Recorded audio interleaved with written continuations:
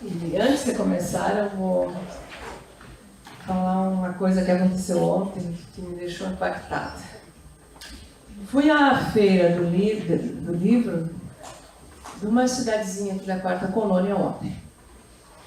Apesar de cansada da campanha, tudo, fui eu e o Calu. Aí começou, né, numa rua fechada, não sei como é, rua coberta. E tinha umas crianças, que é o meu campo, trabalhar com crianças. Mas chegou o segundo ano de ensino médio. Todos muito lindos, estudantes, nenhum negro, nenhum indígena. E ficaram ali, e eu fiquei, o que eu vou fazer com esses estudantes? Eu ia falar um pouco sobre o racismo na literatura. Aí eu fui assim, né, a coisa intuitiva, né? E enfim, acabei lá com Carolina Maria de Jesus, mas comecei a perguntar, queridos, vocês estão lendo quais autores, essa coisa que se faz uma professora como eu faria com qualquer estudante de ensino médio. E aí, foi tão estranho, porque deviam ser o quê? 40, 50 estudantes, e havia 4 meninas que estavam lendo. Elas citavam autores brasileiros. E a maioria não falava nada. E eu não estava entendendo o que estava acontecendo. Aí a professora, que era professora de português, ela disse, não, é que esse aqui, como é que é a reforma do ensino médio, então são caminhos literários. Tem uma outra. Caminhos formativos. Os caminhos formativos. E aquele grupo estava naquele caminho que só trabalha com matemática. Então, esse grupo não lê nada. Não trabalha com literatura. Fiquei chocada mesmo. E vamos lá para a nossa Carolina Maria de Jesus. Eu sou militante do movimento negro, escrevo histórias infantis e estou nas questões sociais, né, a vida toda. Tenho 74 anos e quando foi que eu comecei a ouvir Carolina Maria de Jesus? Foi nos anos 90, gente.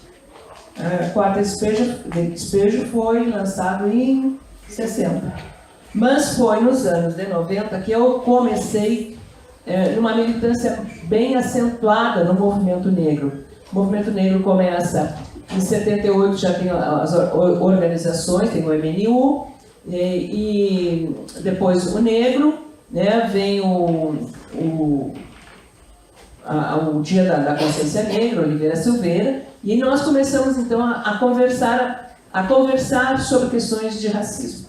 Mas em 90, quando eu volto para Santa Maria, que eu começo a trabalhar como voluntária num projeto Negro Educação, que era um projeto coordenado pela professora Vera Balmerati.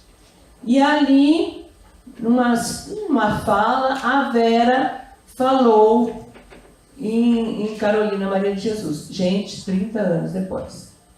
E eu fui, então, procurar. E à medida que a primeira leitura para mim foi muito impactante. E eu, como bem eurocêntrica, né, achei um absurdo escrever tudo errado. E eu pensava assim, que vergonha, por que ela não escreveu certo? Eu estou contando isso para vocês verem como a gente é chata, né? Como a gente é besta, né? E aí depois, aos poucos, que eu vou conhecendo Carolina. Aí sim, aí eu mergulho bastante nela. E eu vou fazer uma fala de uma militante. Não sou professora de literatura, não conheço nada de literatura, mas eu sou uma militante do movimento negro. E o quanto Carolina representa para nós, e o quanto o racismo estrutural também nos coloca a Carolina nessa situação de uma ilustre desconhecida. Quando ela lança o livro, a Clarice Lispector também estava lançando uma obra, que se não me engano era Reunião em Família, não sei, era um livro famoso. E estava também sendo lançado Gabriela Cravo Canela. Quem é a Carolina Maria de Jesus? É uma mineira que vem a pé para São Paulo, semi-analfabeta, porque ela estudou apenas 2 anos na escola Allan Kardec. Então, 2 anos de alfabetização é muito pouco. Teve a influência muito forte dos professores, teve a influência muito positiva das professoras, né? Mas ela vem e ela começa a trabalhar vai trabalhando primeiro na agricultura, né? As lembranças do avô escravizado, a família, aquelas questões de pobreza, de miserabilidade, de se manter na zona rural. Quando ela chega em São Paulo, por questões de saúde também, que ela tinha um problema de feridas na pele, ela precisava de tratamento, ela começa então a passar por algumas situações de emprego, né? Trabalha no hospital, trabalha na casa dos advogados, até que ela chega, tudo muito rápido, na residência do Dr. Zerbini. O Dr. Zerbini foi aquele médico que fez o primeiro transplante de coração aqui no Brasil. E ele encontra, eu imagino, o casarão que não devia ser, ele encontra ela num sábado, e ela está, e ele diz, mas a senhora não vai descansar, não vai sair? Ela diz, não, eu sou sozinha, não tenho parentes aqui, eu fico aqui. E ela estava com um livro na mão. E ele diz o quê? Pode ficar na biblioteca. De certo, mostrou para ela onde seriam os livros de literatura, né? E aí ela passa os finais de semana dela lendo na biblioteca do Dr. Zerbini. Apesar de que ela já vinha com esse prazer, com essa aptidão para leitura desde Minas, né? Que ali tinha um senhor que lia numa praça, né? Para as pessoas, lia os jornais informando as notícias. Então a Carolina tinha essa paixão pela leitura, ela lia e ela, ao mesmo tempo aquele poder, porque quando ela está no Canindé já com os filhos, ali no Canindé ela era uma autoridade, né? Ela incidia, ela se metia em tudo, ela se metia na vida dos outros, em brigas de relacionamento familiar, ela sempre tinha que ela dava a sua opinião, e ao mesmo tempo num lugar extremamente empobrecido, e que eu lendo e revendo hoje, gente, eu não sei se nós não estamos muito próximos do Canindé novamente, sabe? Eu vou começar a lançar algumas questões que eu acho que vocês podem ver. Eu não consegui ver, não tive nem tempo. Ver os preços, leiam o quadro de despejo. Ela, hoje eu comprei tanto, ela dá o preço, não dá o preço? Procure, transforme esse preço daquela época para hoje. Porque aí eu descobri que a gente pode fazer isso, né? Na internet a gente passa como é que se diz? Converte para vocês verem. Porque eu agora eu estive na campanha eleitoral e fui em pouquíssimos lugares, porque até por questão de saúde não tinha condições. E tem uma senhora que trabalha comigo e ela disse, não, tem que ir lá, né? E eu fui. Gente, vocês não fazem ideia. Eu cheguei em casa, eu tive um susto, né, de choro, porque eu não queria acreditar que na minha cidade, Santa Maria, houvesse seres humanos vivendo em situação de tanta desumanidade e muito próximo daqui, ali perto da invasão do Francisco Spinelli. Então, eu acho que naquela época, a época da Carolina Maria de Jesus, ela não está não está muito longe hoje da nossa época. Os problemas que ela enfrentava ali era a água, era a luz, era a fila da água, né? Eu imagino, eu carreguei água. Na minha infância, eu carreguei balde de água. Alguém aqui carregou balde de água? Alguém aqui... Eu vou para as escolas e você sabe o que é um poço? Tem que perguntar para você. Você sabe o que é um poço? Você sabe como é que se tira água num poço? Sabe? Então, ela tinha aquela questão da fila da água. Que hora que começava aquela vida deles? Começava na madrugada, né? Começava às 4 horas. E aí ela vai resolver as questões de alimentação dos filhos, né? todo dia tem que dar alimentação, todo dia tem que resolver como é que ela vai fazer a comida. E eu sempre digo, para ler esse livro, tem que se alimentar bem, tem que comer bem, porque dá uma fome. E eu venho da pobreza, mas uma pobreza diferente do que ela relata no livro. Porque naquela época, minha mãe era lavadeira e o meu pai carregava malas da pensão férrea. Então, nós nunca passamos fome. Nós tínhamos um pátio enorme, ali tinha tudo.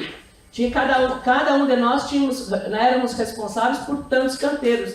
E a minha mãe, apesar de ser analfabeta, ela fazia competição. Quais os canteiros mais bonitos, quais os que davam mais, né? Olha só, né?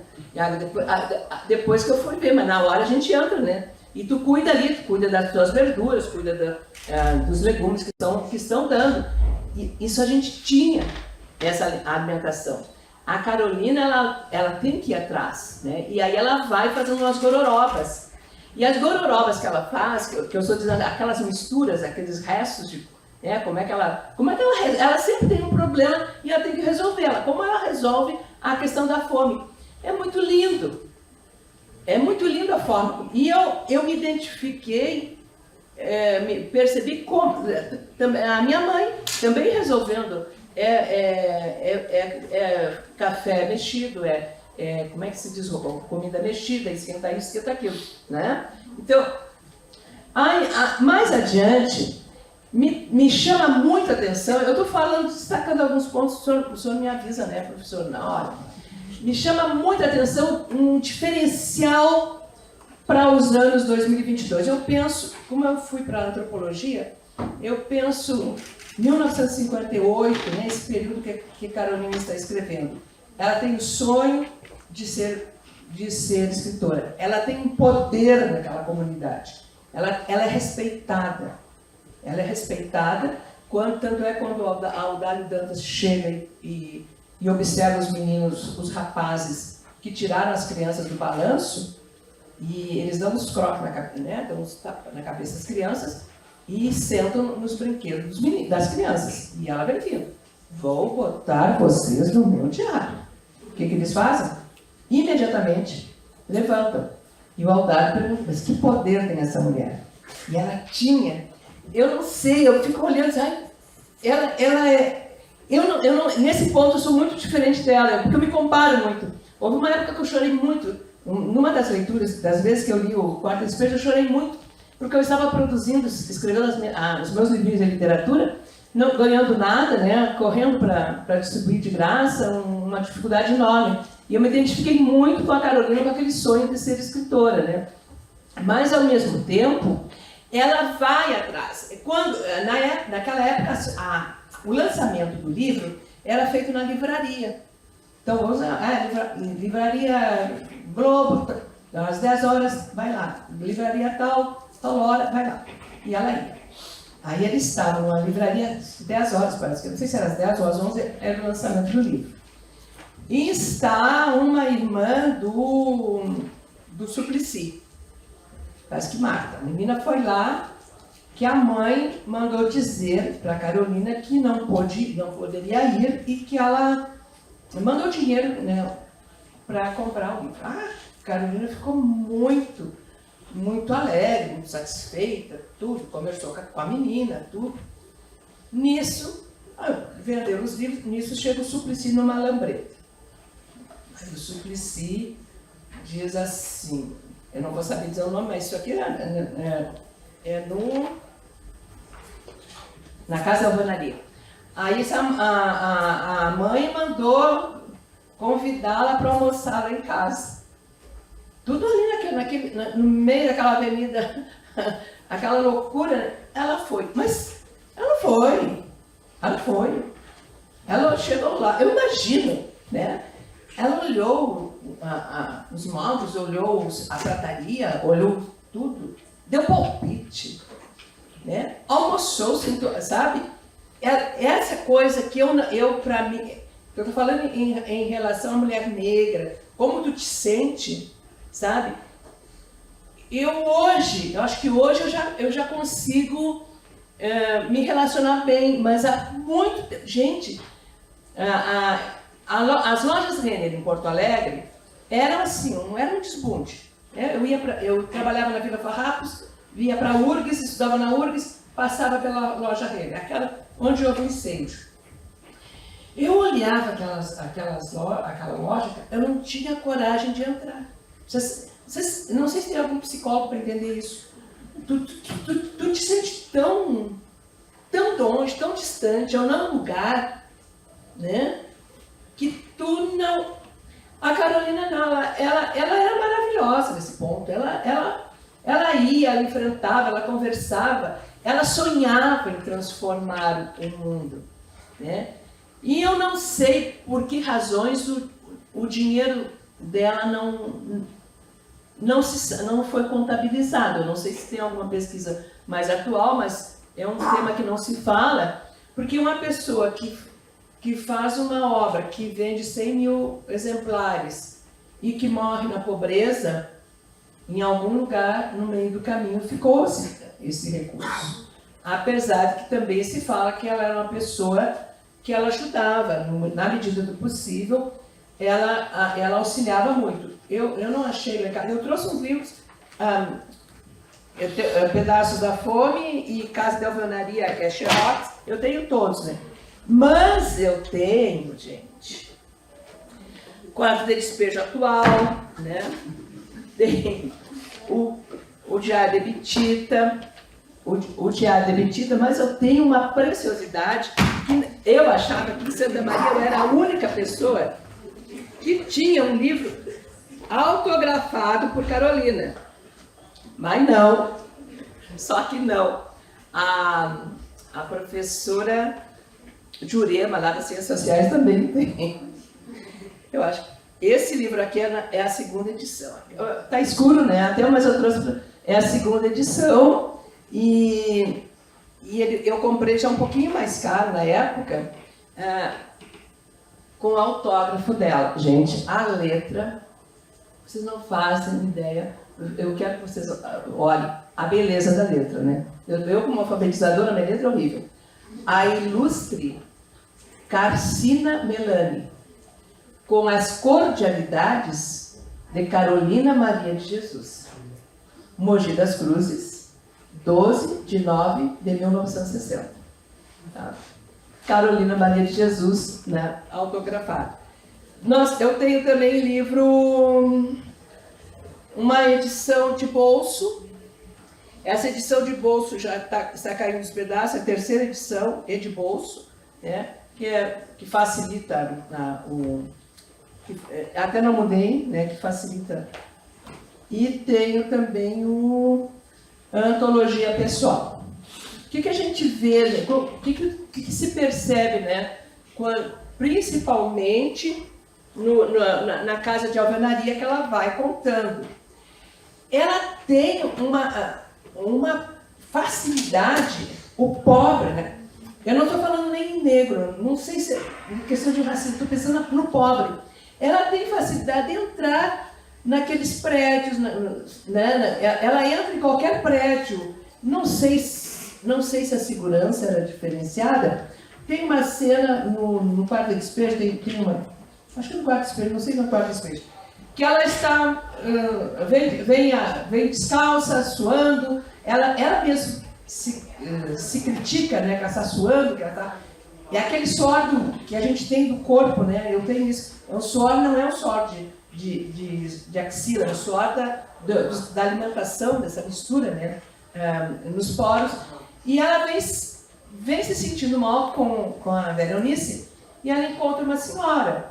E a senhora anda com as crianças e diz para ela: olha, vai lá em casa que eu separei material para ti.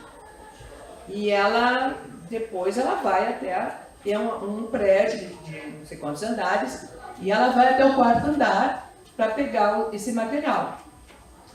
Quando ela está subindo, ela pensa que ela tem medo do elevador. Chega lá em cima, a senhora entrega para ela os papéis, as caixas, e ela volta. Quando ela sai do apartamento, ela está com receio, né? Ela está com receio do elevador, mas não fala nada, né? Aí ela entra no elevador e o elevador, ao invés de descer, o elevador sobe. E quando chega lá, acho que no 10º andar, abre-se a porta e entra um homem que era um deus, né? E ela descreve, ela fala da beleza, da beleza do porte daquele senhor e do traje, das roupas que ele usa, né? Acho que é um traje italiano. Ela olha para o homem, olha para ela de cima a baixo. Ela olha para o homem de cima a baixo, sorri para ele e diz assim: o senhor deve ser um senador? Aí o homem com cara de nojo olhou para ela e disse: não, sou deputado. Então, para ver, isso me chama a atenção, para ver como essa possibilidade de acesso à classe alta, à elite, né? Coisa que hoje a elite está trancafiada, né? Outras questões vou lá, eu não quero entrar, porque eu não sei o que o senhor vai falar, professor, mas do quarto de despejo, ela é muito fechada, né? Ela teve 3 filhos, tem, eu acho que em 2 situações que a gente sente, né, que vai ter uma situação, que ali tem alguma coisa amorosa. Amorosa, não sei se é amorosa, mas ela não, como é o nome não é ética, ela se preserva, né? Ela se preserva bem. Dentro dos problemas, das situações do quarto de despejo, que eu acho que é um livro que deveria ser trabalhado nas ciências sociais, na antropologia, de cabo a rabo, porque é impressionante o que tem, relacionamento familiar, é relacionamento com o filho, é a questão da fome, da desigualdade, do desemprego, de receitas. Ela tem um verdadeiro catálogo de receitas, de chás, sabe, como ela resolve as questões de saúde, tudo bom, Maria? Como ela resolve as questões de saúde na família, né? Que coisas que nós poderíamos, por que não, dar-nos uma olhada hoje, né?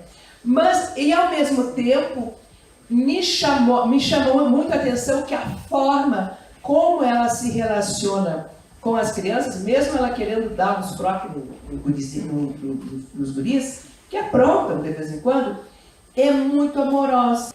Ela é muito amorosa e ela sempre critica aquelas pessoas que não cuidam dos filhos, que batem ou que abandonam, né? E ao mesmo tempo, outra situação que me chamou a atenção é muito sutil, é a situação do cigano. Porque não sei se vocês lembram, ali é um caso não sei se de exploração sexual, porque o cigano leva a menina para morar perto, né? E ela não gosta. Me parece que, de cara, ela não está criticando o fato de ser só uma menina. Me parece também que ela está com um pouco de ciúmes, né? Mas lá pelas tantas, não. Aí eu acho que na 10ª leitura que eu fiz, que eu entendi, não. Realmente é uma questão poderia ser de abuso sexual, sei lá, de assédio, hoje, né? Seria isso. Bom, Carolina é maravilhosa, né? Como é que nós, do movimento negro, recebemos? Tudo com atraso. Hoje fica mais fácil. Hoje nós temos a internet, sabe? Hoje, qualquer notícia que se vê hoje, nós vamos atrás. Carolina ficou muito escondida. E aí, eu não consegui pegar, mas eu tenho em casa, eu não consegui localizar o autor, mas eu sei que eu tenho, né, o porquê uma das razões, uma das possíveis razões dela não ter feito sucesso depois. Em primeiro lugar, a linguagem, né, mudou, e aí se questiona, foi ela que escreveu ou não foi ela que escreveu, né? Mas o livro é lançado em 60, né? 64, já está aquela convulsão ali com o governo João Goulart. Vem a ditadura militar. O que a ditadura militar diz? Brasil, ame-o ou deixe. Isso aqui é uma maravilha. racismo não existia. É onde se consolida a ideia, a ideologia da democracia racial. Então, o que eu vi é que simplesmente o governo militar, o governo de São Paulo, o Canindé anoiteceu, mas não amanheceu. Sim, e as famílias, eram 100 e poucas famílias, elas foram redistribuídas em vários locais da cidade. Então também houve ação, acha-se, né, é uma hipótese, né, eu estou afirmando, é a hipótese da autora, que houve essa ação política. Por quê? Porque o livro era conhecido, estava em todo mundo, né? O Diário de Tita foi lançado na França. Foi lançado primeiro em francês e depois traduzido. Primeiro em francês, o Diário de Tita, que, diga-se de passagem, é uma doçura.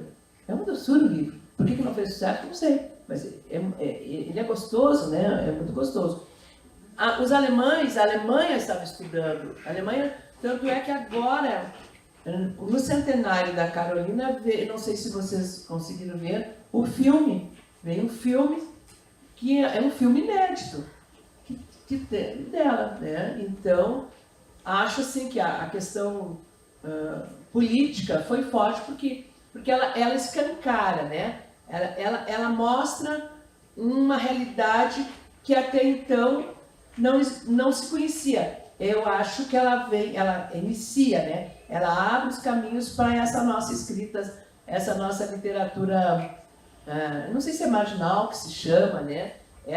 Que hoje tem organizações, tem um pessoal lá da Casa, acho que é a Casa Amarela em São Paulo, sabe? Que trabalha com só esse tipo de literatura. Apesar de que Carolina Maria de Jesus, ainda para muitos intelectuais, não é considerada escritora. E aí eu vejo, né, que o racismo estrutural, ele se mantém e os seus tentáculos ainda na literatura, não só nessa literatura que é racista. Eu até trouxe uns dados, assim, não sei, o professor não está na hora. Não? Então, eu trabalhei com a Regina Dal Castanher, que é uma professora do grupo de estudo dele em literatura brasileira contemporânea da Universidade de Brasília. E ela faz uma pesquisa de 2013 a 2005, depois, a primeira etapa, depois até 2018. O grupo de pesquisa, ela e os estudantes, um monte de gente, né, analisaram 692 romances. Eu anotei porque eu sempre digo errado, eu sempre digo, eu não sei se é assim pouco, eu nunca digo, mas assim, não, agora 692 romances, 383 autores. E ela separou a pesquisa em 3 períodos, de 95 a 79, de 90 a 2004 e de 2005 a 2014. Os romances analisados foram os mais... Houve um critério de escolha, mas foram das editoras Record, Rocco e Companhia das Letras. E o que se conclui, né? Quem é o escritor? É um homem branco, hétero, universitário, né? Com nível superior, né? As mulheres estavam, deixa eu ver, agora eu acho bem atrás. Por isso todo esse movimento da escrita autoral feminina, né? Olha, 2% de escritores negros dessa pesquisa, desses 383 autores, 2% eram mulheres ou homens negros, autores negros. E aqui eu não tenho as personagens, as 1.000 e tantas personagens, 1.200 e poucas personagens, 6% personagens negras. E aí, quando vai ver o desempenho, o que fazem as mulheres negras, são putas, são traficantes, são garotas de programa, são empregadas domésticas, são babás. A literatura reproduzindo os estereótipos sociais, raciais. E aí eu estou só falando, não só estereótipos raciais, né? Mas a literatura é uma fonte de reprodução, né? É uma fonte de manter o status quo, né? Então eu achei né? Isso aqui é importante. Ah, vou dizer então, onde é que a Carolina nasceu? Em Sacramento, 14 de março de 1914. Né? Então, há quantos anos da escravidão, né? A minha mãe nasceu em 1906. Então, tem contos, histórias, ainda mais quem mora no interior, ainda a libertação, entre aspas, chegou mais tarde ainda, né? E ela morre em São Paulo em 1977. Uma pessoa que foi amada e odiada pela vizinhança, porque ela contava as coisas, ela não tinha verniz social, ela dava o nome, fulana está dormindo com fulano e o marido do ciclano não está sabendo, né? Ela contava tudo, né? Então, essa coisa, quando ela se muda, o caminhão que leva a mudança é apedrejado. E quando ela chega no primeiro local, depois, quando ela sai do Canindé, houve questões graves também dela, das crianças com o meio ambiente, com o local que ela, né? As crianças também não se davam bem, então tinha problema sério nesse primeiro local que ela morou. Eu vejo assim que, isso que eu ia falar, do movimento negro, né? Como é que recebeu a Carolina. Eu não achei em casa, mas eu tenho um livro, eu não sei, Assim Falou o Velho Militante, ou Assim Contou o Velho Militante. É uma conversa entre um militante famosérrimo, raiz do movimento negro, e é tudo gravado, é uma gravação, né? E eles vão conversando. É um espetáculo, é um espetáculo a leitura. Lá pela Santa, a Carolina vai lá. Ela vai visitar esse senhor. E ela chega e tem um problema de vazamento, tem um problema de cano, sabe? Ela achou que não estava bem pintado e ela já foi mexer, já foi querer ajudar. Ela era uma pessoa, sabe? Já não perguntou quanto seria a recuperação, arrumar aquilo. Não, ela já ia oferecendo dinheiro. Quando eu comecei a falar do quanto que ela ganhou, não sabemos, mas ela também não era uma pessoa que tinha uma educação, educação financeira, nem eu tenho. Mas é o que se usa hoje, né? Ela não tinha essa visão, né? E ela, então, tendia a arrumar, a ajudar a todos. Eu acho assim, ela escrevia, né? Acho que eu estou chegando ao final da minha conversa, depois a gente pode trocar. Ela escrevia, mas ela escrevia quando estava com fome. Gente, sabe o que ela escrevia com fome? Ela não dormia, estava preocupada. E aí ela acordava, o que ela fazia? Escrevia. E um tempo atrás, não faz muito tempo, eu escrevi um artigo para as gurias lá do Colégio Cientismo. Elas fizeram um tipo de um livro, um manual, alguma coisa assim para os estudantes da EJA lá do Cientismo. Faz pouco tempo isso. E aí elas me pediram que eu falasse alguma coisa sobre cotas, né? E eu resolvi conversar, apresentar a Carolina e falar um pouco da Conceição Evaristo. Então, eu falei de duas mulheres negras, né, com contextos diferentes, porque a Conceição Evaristo vem de família que eram empregadas domésticas, né, que eram lavadeiros, para saber que viviam na casa dos barões, daqueles barões, né, e relato um pouco da Carolina e o sonho dela, porque ela nunca desistiu do sonho. Né? Ela ia para o parque, circo, hoje não se vê, mas quando eu era criança tinha muito circo por aqui. Lá perto da casa, na Rua 7, sempre tinha um circo. Então tinha umas peças teatrais nesses circos, nesses parques, e ela vivia escrevendo e levando as peças. Ela era desrespeitada, os donos xingavam, diziam horrores para ela, e ela saía dali triste, mas nada impedia que ela não voltasse, não procurasse um outro lugar, né? Tem uma cena assim, que para mim me tocou também, que é no Quarto Despejo. Ela escreve para as seleções Readers Digest, né? E ela, eu acho que não sei se existe, até pouco tempo tinha, é um almanaque, tipo um almanaque em português, né? Que eu não sei se ela mandou para os Estados Unidos, mas ela mandou para eles. Ela vai lá, ela procura endereço, ela paga correio e ela manda uns originais. Não sei que originais eram, mas ela manda para eles. Ela quer que aquilo seja publicado.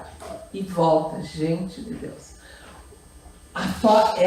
Tão triste. Para mim foi muito impactante a forma como ela se relaciona com aquele material que ela estava sonhando, né?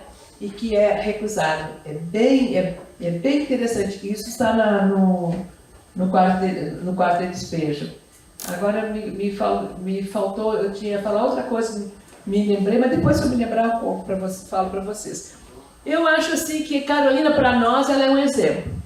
Para nós. Para nós, para todos, para estudante, para quem está na luta, sabe, que é para uma mãe, ela é um exemplo de coragem.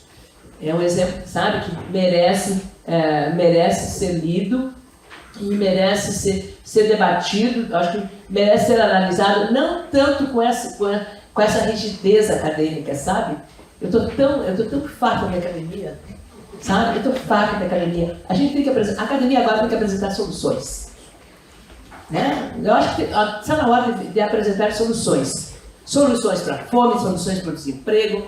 Eu estou cansada de ver aqui em Santa Maria a gente fazer, recolher cesta básica, como é que se chama? E cozinha comunitária. Chega, vai dar cesta básica a vida toda? Tem que ter emprego. Então, sabe, nós temos que sair dessa coisa de estar pensando. Acho que a gente está na hora de começar a pensar soluções. E soluções, como é que nós vamos fazer o dinheiro? Esses dias, no sábado passado, eu estive numa reunião com a Escola de Samba Vila Brasil. A gente almoçou junto, eu sou da Vila Brasil, nós começamos a sonhar com a Cassiana, ali com o Serjão. Olha, mas isso aqui é uma fábrica de ideias. Numa escola de samba, o que a gente pode fazer? Tu pode trabalhar com curso de corte e costura, com bordado, com pedraria, com bijuteria, com fazer cavalo de bota. Tem a parte de artes, tem um campo imenso. Vamos começar a ver como é que tu pode fazer. Como é que tu pode... Entende? É coisa simples. É isso, não é começar com uma grande indústria. Porque a Carolina tem uma hora no Diário de Betita, que ela disse assim, eu vou a São Paulo e vou falar, eu não sei porquê, mas ela queria falar com Getúlio Vargas, lá em São Paulo. E eu vou abrir uma empresa. Quero ter uma fábrica e quero ter uns 45 empregados. Sabe? E ela está pensando, não é esse sonho utópico, mas que nós precisamos colocar o pé no chão. A outra coisa, é isso que eu me lembrei, que eu achei interessante, acho interessante, e que eu gosto, se eu estou lendo, eu leio muito. Eu gosto, por exemplo, se eu estou lendo a história se passa em Porto Alegre. Esse menino tem um desses famosos agora, não sei se doutorado, um deles, porque o Oliveira, sabe? E ele fala do Oliveira como o Oliveira fosse o íntimo dele, o Oliveira é meu amigo. Eu disse, mas esse guri falando do Oliveira é meu amigo, sabe? Eu gosto disso. Então a Carolina, ela fala nos políticos, ela dá os endereços, ela cita, ela localiza. É na rua tal, número tal. Sabe? Eu acho, para mim, é interessante. Eu gosto, não sei o que dizem as teorias literárias, né? Mas eu acho muito bom essa localização, ela te coloca no tempo e no espaço, né? Fora disso, deixa eu ver. Acho que ela pode servir como estímulo, sim. Né? Quando eu escrevi o texto sobre Carolina, que era um texto mais reservado a estudantes da EJA, né? Pessoas que trabalham durante o dia, que estudam à noite, eu pensei assim, não, ela conseguiu, claro que teve todo o aparato do Audálio, do encontro dos dois, dele ser um jovem jornalista, porque também se já fosse mais maduro, eu não sei se iria ficar com a curiosidade aguçada, quando ela diz, eu vou colocar no meu diário, aí ele pergunta, que diário? Não sei se fosse uma pessoa mais velha, se faria essa pergunta. aí ela leva ele lá e aí ela apresenta os 23 manuscritos, né? E aí começa. E também ele trabalha na revista O Cruzeiro, e quem quiser ver, eu tenho certeza que essa revista Cruzeiro de 1960, que saiu a matéria, o professor Jorge Luiz da Cunha tem, porque ele tem todas as revistas lá, só tem que enfrentar a poeira lá da sala, sabe? Mas ele tem a coleção, então a gente pode até ver a reportagem, porque eu me lembro quando eu li essa reportagem, eu lembro, porque meu pai, nós tínhamos a revista Cruzeiro sempre lá em casa, o pai pegava na aviação férrea, tinha um jornaleiro ali, tinha uma banca de revistas dele, então quando passava do prazo, não sei se ele vendia mais barato, não sei, mas o pai sempre levava lá para casa. E aí o Aldari também trabalhava num jornal, não sei o que da noite, né? Então, essas matérias chamou muita atenção, as reportagens de uma mulher favelada, de uma mulher pobre, né? E ela vira uma peça, né? Uma exótica, né? Todo mundo quer ver, tipo aqueles zoológicos que botavam as pessoas expostas para ir lá e jogar banana. E é assim que Carolina, eu entendo, ela é vista, né? E é assim que as pessoas, que aquela burguesia de São Paulo se relaciona com ela, num momento que São Paulo está no auge do desenvolvimentismo, né? Uma fofoca, por fim, maldosa. A Carolina era convidada a ir a N coisas. Isso a gente analisa hoje, né? Quando tu vem de uma outra realidade e quando tu começa a transitar num outro espaço que não é o teu. E aí ela vai. E aí ela tinha dificuldades, porque tinha que arrumar o cabelo. Hoje arrumar cabelo de negro já é difícil, imagina em 1960, que ela tem aquele cabelo bem gruvinhadinho, né?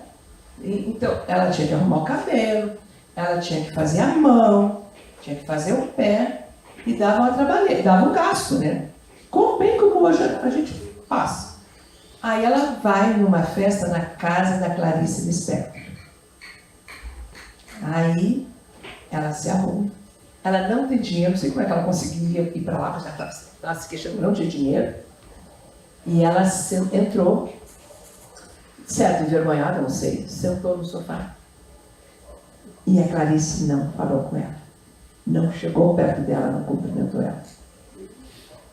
Aí eu acho assim um depoimento bem interessante para eu ver. Isso é eu mesmo, né? Não estou dizendo vocês. Que a gente tem que entender que nós vamos conquistando espaços por nosso conhecimento, mas não significa que tu sejas sempre, não é que seja aceita. Nem sempre o pessoal está querendo que tu fique ali, né?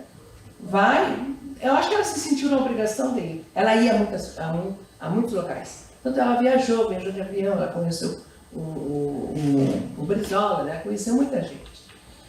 Acho que se ela tivesse um pouquinho mais de estudo, de cultura, ou se ela tivesse alguém, hoje seria um empresário, não sei, né? Auxiliando ela teria feito um melhor aproveitamento de tudo isso. Mas eu acho, eu sou encantada por Carolina, tá? E por Conceição Evaristo, para encerrar, eu leio em Conceição, a Conceição é uma pessoa extremamente instruída, né? E às vezes um dia eu pensei, eu lia, não sei o que é bom, é uma história de um estupro, uma coisa no ônibus. Eu pensei, meu Deus do céu, coisa triste, coisa horrível, né?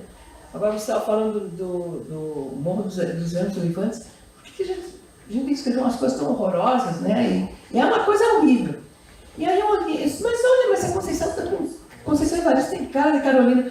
A Conceição Evaristo é a Carolina melhorada, né? Eu pensei, né?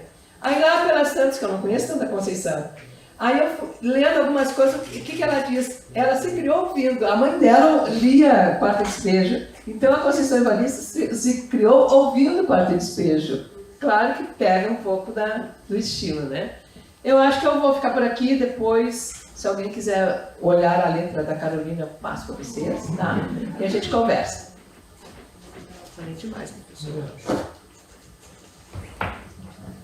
Bom, deixa eu consultar então o pessoal da organização. Quanto tempo a gente tem para as perguntas?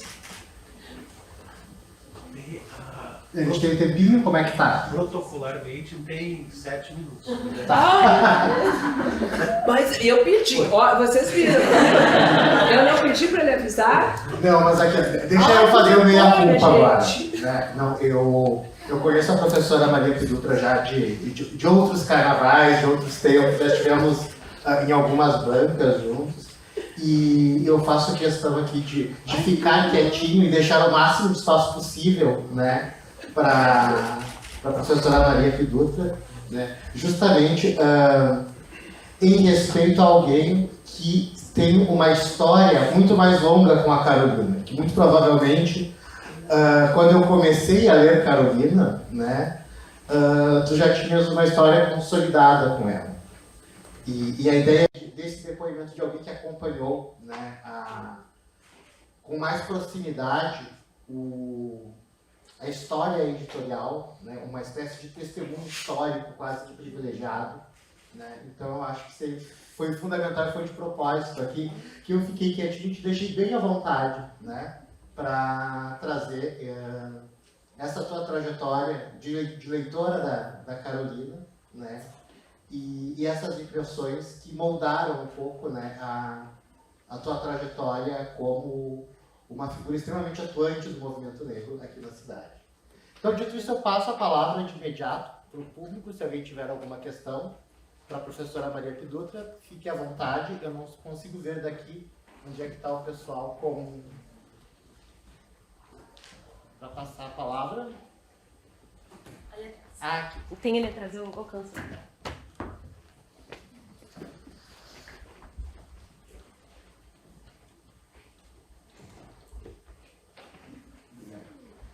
Eu lembro que quando eu li O Quarto Despejo, eu tinha em torno de 17 anos.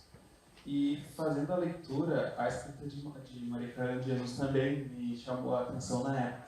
E também tinha outras críticas também quanto ao conteúdo do texto, mas eu lembro que mesmo com essas questões que chamavam a minha atenção, eu fiz a leitura completa. Depois de encontrar outras pessoas que também tinham opiniões sobre o livro, algumas que eram críticas, eu percebi que mesmo apontando problemas, enfim, etc., as pessoas realizavam toda a leitura e tinham sempre o que dizer sobre a autora e o livro dela. E a minha pergunta é, por que O Quarto Despejo é um livro que prende tanto a atenção das pessoas? Assim, aí, na questão mais do conteúdo mesmo, porque a gente, depois que começa a ler, vai até o final. Do meu ponto de vista, ela começa com tensões, né? Ela começa tentando resolver problemas. E aí, o primeiro problema é o sapato da Veronice, e aí vai, e a gente se pega, né? Já pega na leitura, sabe? E volta, eu volto. Eu cheguei a fazer fazer uma tabulação por questões, educação de filhos, casamento, sabe?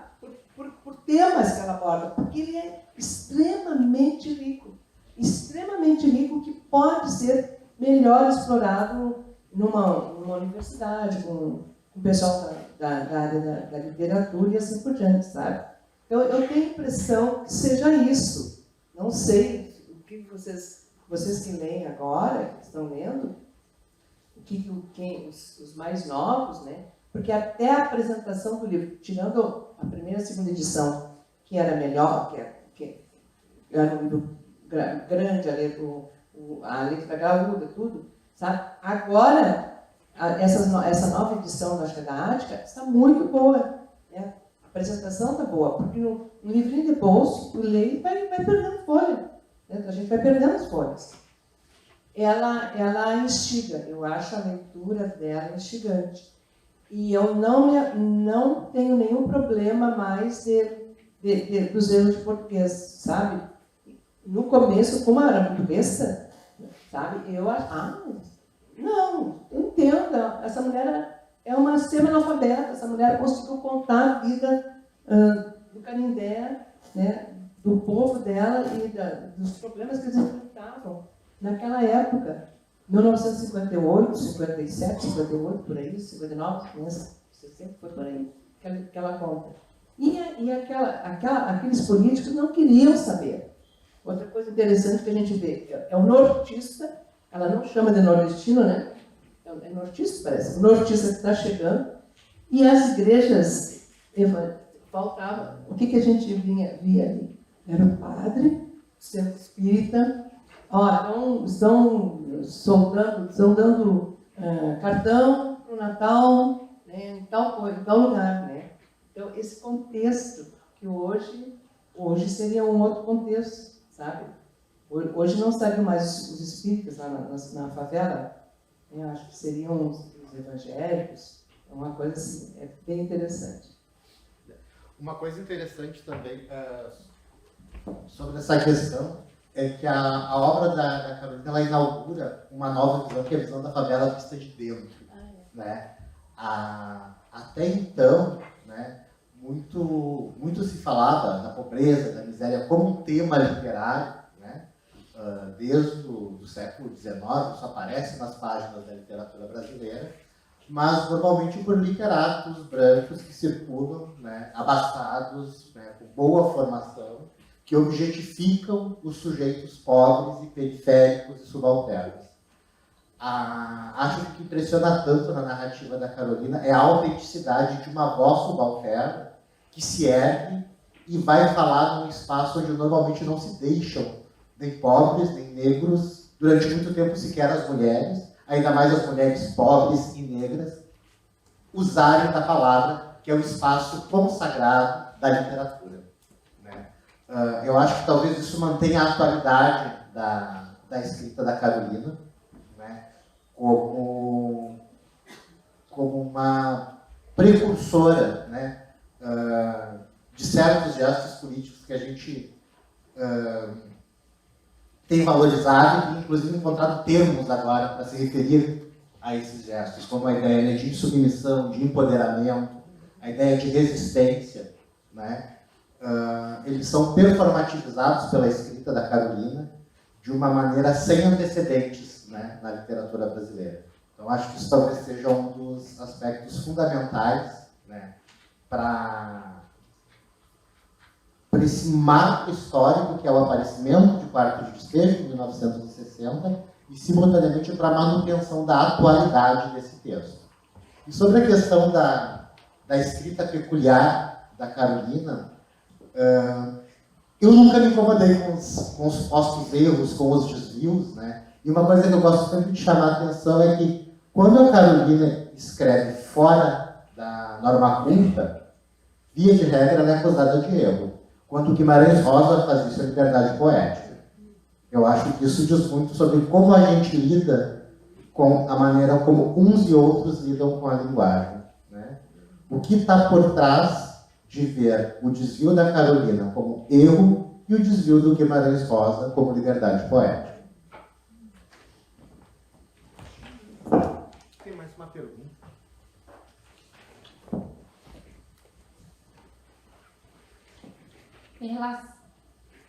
Oi. Em relação a essa questão da linguagem, quando eu li Carolina, não me incomodou. Aí eu fiz a seguinte pergunta. Se fosse um homem escrevendo dentro dos padrões da língua portuguesa, a obra teria o mesmo impacto que ela exercita sobre a gente? E eu me respondi que não. Então, na minha opinião, e aí eu li outras obras, eu li alguns poemas dela, existe também uma questão de escolha. Não é só uma questão de limitação. É lógico que ela teve as limitações em relação à formação dela. Mas eu acho que, vendo a história dela, enquanto leitora que ela era, quanto ela gostava de ler, inclusive tem uma história engraçada, que ela tinha um livro de português e era grosso, a capa grossa, e aí foi confundido com o livro de São Cipriano e ela foi presa. Não sei se vocês conhecem esse episódio, né? Acusada de feitiçaria. Isso é muito sintomático e muito representativo até para os contextos de hoje em relação aos preconceitos religiosos e tudo. Mas, enfim, então, a minha pergunta, essa é a opinião da Suelene Pessoa, a leitora, não era a professora. Eu acho que é uma questão de escolha. Pensando sobre esse prisma, vocês não acham que haveria também aí uma possibilidade de uma certa escolha por essa linguagem mais rústica, mais bruta, para trazer essa intenção que ela também teria de trazer essa realidade mais à tona e mais pungente para a gente? Bom, eu vou falar como leiga em português. A impressão que eu tenho é que ela era poderosa, né? Ela tinha muito poder. Então, um pouco da expressão, desse uso da linguagem, é em função do poder que ela tinha, né? Queria também se distanciar. Não que fosse uma situação de se sentir melhor, de orgulho, como tem pesquisas, né? Eu li muitas, adoro ler tese. Li várias teses dizendo que ela era muito orgulhosa, acho que não era isso, sabe? E, ao mesmo tempo, eu estou inferindo o seguinte: a Carolina, ela cresce ali ao lado de um centro espírita, né? Perto do centro espírita, e ela, tanto é que a escola é na Kardec.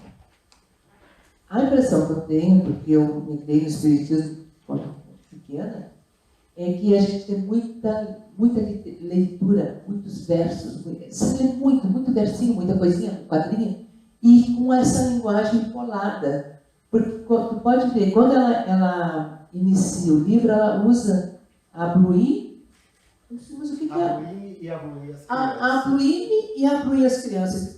Agora eu vou ver, tem outro termo. Eu achei, Maria Rita, né? Me deu a impressão, claro, não fiz pesquisa maior, que ela traz um pouco daquela linguagem do que ela lia na fase da infância, sabe? Que ela gostava muito de ler. Talvez seja isso. Estou pensando. Mas eu também concordo contigo que se fosse um homem ali a escrever, não seria o mesmo impacto, seria diferente. O tempo todo é uma mulher, é uma mãe, que está ali resolvendo questões, né, de relacionamento com os filhos, de tratamento com eles, dos cuidados. Ela era muito cuidadosa, né? E também aqueles problemas da região, né? Eu me lembrei, gente, da fome, do alimento envenenado, né? Que colocaram a fábrica, botou foles, e aí as pessoas passaram mal, né? Então, era um tempo difícil, né? Eu não sei se nós não estamos muito próximos dele. Pois é, eu estava consultando aqui, eu acho que a gente está passando um pouquinho já do tempo, então a gente vai encerrar nesse momento essa nossa conversa sobre a Carolina. Eu coloco minha disposição aí para a gente continuar essa conversa depois pelos corredores dos intervalos, né? Acredito que a professora Maria Pita também não vai se furtar, estará acessível, então se alguém quiser conversar um pouco mais, se quiserem ter acesso à ortografia, à caligrafia da Carolina de Jesus, na dedicatória do livro que está com a Maria Dutra, a gente está à disposição por aí e vai conversando. Agradeço muito, então, e a gente encerra nesse momento e eu passo a palavra para a coordenação do evento.